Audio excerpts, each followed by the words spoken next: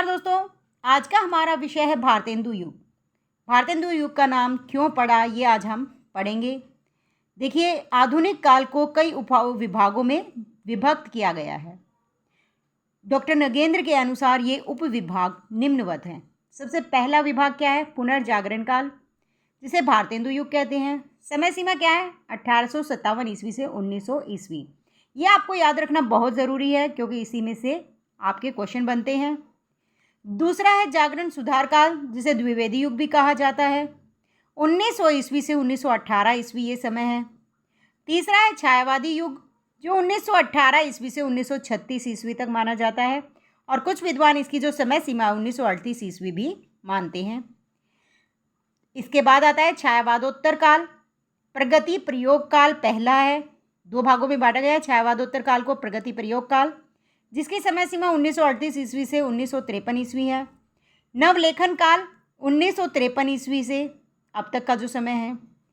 उक्त वर्गीकरण काव्य की दृष्टि से है। देखिए, जो वर्गीकरण किया गया है वो काव्य की दृष्टि से किया गया है, गद्य की दृष्टि से ये वर्गीकरण नहीं है। दोस्तों, आगे बढ़ने से पहले चैनल को सब्सक्राइब कर लीजिए, साथ में बेल आइकन प्रेस कर लीजिए ताकि हम और भी अच्छी वीडियो प्रेरित होकर आपके लिए बनाकर लेकर आएँ। उक्त वर्गीकरण जो है अभी बताया था काव्य की दृष्टि से है, गद्य की दृष्टि से ये वर्गीकरण नहीं है। गद्य में हुए विकास को अलग ढंग से समझा जा सकता है। आधुनिक काल के प्रथम चरण को, आधुनिक काल का जो प्रथम चरण है उसे हम क्या कहेंगे? भारतेंदु काल। और इसे भारतेंदु काल कहना उपयुक्त है क्योंकि यह नामकरण भारतेंदु बाबू हरिश्चंद्र के महिमा मंडित व्यक्तित्व को ध्यान में रखकर किया गया।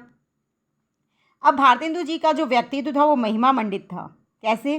क्योंकि उन्होंने ही अपने साहित्य को, हिंदी साहित्य को रीतिकाल की परिपाटी से हटाकर समाज की समस्याओं की तरफ लेकर आए। भारतेंदु जी का रचना काल सन 1850 ईस्वी से 1885 ईस्वी है। महावीर प्रसाद द्विवेदी ने सरस्वती पत्रिका का संपादन 1903 ईस्वी में संभाला था। देखिए, भारतेंदु के बाद जो द्विवेदी युग है वो महावीर प्रसाद द्विवेदी के महिमा मंडित व्यक्तित्व के आधार पर था। तो जो महावीर प्रसाद द्विवेदी जी थे उन्होंने सरस्वती पत्रिका का संपादन शुरू किया था 1903 ईस्वी से, और सरस्वती का प्रकाशन सन 1900 ईस्वी से प्रारंभ हुआ था। इसीलिए 1950 ईस्वी से 1900 ईस्वी तक की अवधि को भारतेंदु युग कहना समीचीन है। भारतेंदु जी सही अर्थों में हिंदी गद्य के जनक कहे जा सकते हैं। क्यों? क्योंकि उनकी भाषा में न तो मुंशी सदा सुखलाल की भाषा का पंडिताऊपन है। इससे पहले जो मुंशी सदा सुखलाल ने जो रचनाएं लिखी थी उनमें उनकी भाषा में क्या झलकता है? पंडिताऊपन। और लल्लू लाल की भाषा में ब्रिजभाषापन झलकता है। लेकिन भारतेंदु जी की भाषा में ये सब नहीं झलकता, ना पंडिताऊपन, ना ब्रिजभाषापन और न सदल मिश्र का पूर्वीपन। राजा शिव प्रसाद का उर्दूपन शब्दों तक ही सीमित न था, वाक्य विन्यास में भी व्याप्त था। तो दूसरी ओर राजा लक्ष्मण सिंह की भाषा विशुद्ध एवं मधुर होते हुए भी आगरा की बोली का पुट लिए हुए थी। अब इससे पहले जितने भी साहित्यकार थे, किसी में पंडिताऊपन था, किसी में ब्रिजभाषापन था, किसी में उर्दूपन तो किसी में पूर्वीपन। और जो भारतेंदु जी थे उन्होंने भाषा का संस्कार पहली बार किया था। भारतेंदु जी ने भाषा का संस्कार करते हुए इन सभी दोषों से यथासंभव अपनी भाषा को मुक्त रखा। उन्होंने न केवल गद्य की भाषा का संस्कार किया अपितु पद्य की ब्रिज भाषा को भी सुसंस्कृत किया। भारतेंदु जी का सबसे बड़ा योगदान यह है कि उन्होंने हिंदी साहित्य को नवीन मार्ग दिखलाया। अब नवीन मार्ग क्या दिखलाया? नवीन मार्ग था देश हित और समाज हित की भावना का समावेश। क्योंकि इससे पहले जो साहित्य रचा जाता था वो सिर्फ राजाओं को प्रसन्न करने के लिए लिखा जाता था। स्त्रियों के मासल सौंदर्य पर वर्णन किया जाता था। लेकिन पहली बार भारतेंदु जी ने देश हित और समाज हित की भावना का समावेश अपने साहित्य में किया। सर्वप्रथम भारतेंदु जी की साहित्यिक रचनाओं में ही देश हित और समाज हित की भावना का समावेश देखने को मिला। बंगाल में लिखे गए नाटकों एवं उपन्यासों में इसका सूत्रपात पहले ही बंगाली लेखक कर चुके थे। आचार्य शुक्ल ने भारतेंदु के इस योगदान पर टिप्पणी करते हुए लिखा है। अब आचार्य शुक्ल ने भारतेंदु जी के योगदान पर टिप्पणी की है, वो क्या है? कई बार पूछ ली जाती है कि ये जो टिप्पणी है शुक्ल जी की, वो किसके बारे में है? तो आपको बताना होता है कि ये टिप्पणी भारतेंदु जी के बारे में है। देखिए, हमारे जीवन और साहित्य के बीच जो विच्छेद बढ़ रहा था, उसे उन्होंने दूर किया। उन्होंने किसने? भारतेंदु हरिश्चंद्र जी ने। हमारे साहित्य को नए नए विषयों की ओर प्रवृत्त करने वाले हरिश्चंद्र ही हुए। ये प्रश्न भी आ जाता है कि ये पंक्ति आपको दे दी जाएंगी और पूछ लिया जाएगा ये पंक्तियाँ भारतेंदु जी के बारे में किसने लिखी हैं? तो आपका उत्तर होगा आचार्य Ramchandra Shukla.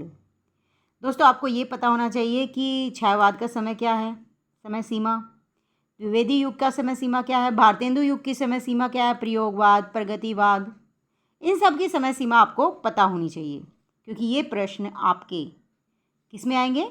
Objective type questions में। बहुत इम्पोर्टेंट है। देखिए आगे, आपको ये भी पता होना चाहिए कि प्रगतिवाद के प्रमुख कवि कौन से हैं। जयशंकर प्रसाद किस वाद के कवि हैं?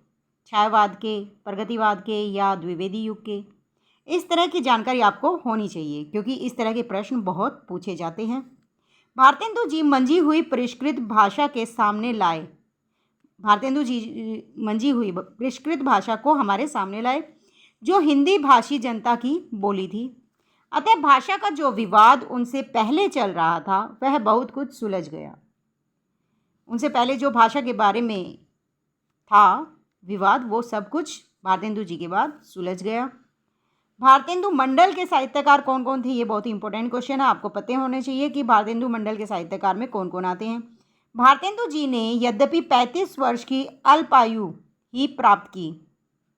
भारतेंदु जी जो हैं वो 35 वर्ष की आयु में ही स्वर्ग सिधार गए थे, उनकी मृत्यु हो गई थी। किंतु इस अल्पकाल में ही उनके बीच लेखकों का एक अच्छा खासा मंडल तैयार हो गया था, जिसमें प्रताप नारायण मिश्र, बद्री नारायण चौधरी प्रेमघन, ठाकुर जगमोहन सिंह और पंडित बालकृष्ण भट्ट के नाम लिए जा सकते हैं। दोस्तों, आपको ये भी पता होना चाहिए कि भारतेंदु मंडल में कौन कौन से लेखक हैं। छायावाद में प्रमुख कवि कौन कौन से हैं। प्रमुख कवियों की प्रमुख रचनाएं, जैसे कामायनी किसकी रचना है? तो कामायनी जयशंकर प्रसाद की रचना है। इस तरह के प्रश्न जो हैं वो आपके ऑब्जेक्टिव टाइप क्वेश्चंस में आएंगे। दोस्तों, वीडियो को पूरा देखा कीजिए। अंत तक देखने से आपकी जानकारी जो है वो पूर्ण हो जाती है, आपको और पढ़ने की इच्छा जागृत होती है। देखिए दोस्तों, चैनल सब्सक्राइब कर लीजिए, बेल आइकन प्रेस कर लीजिए ताकि अगली वीडियो आप तक पहुंच सके, और वीडियो को लाइक करना ना भूलें। आपका लाइक, आपका सब्सक्राइब करना हमें प्रेरित करता है आपके लिए और अच्छी वीडियो बनाने के लिए। धन्यवाद।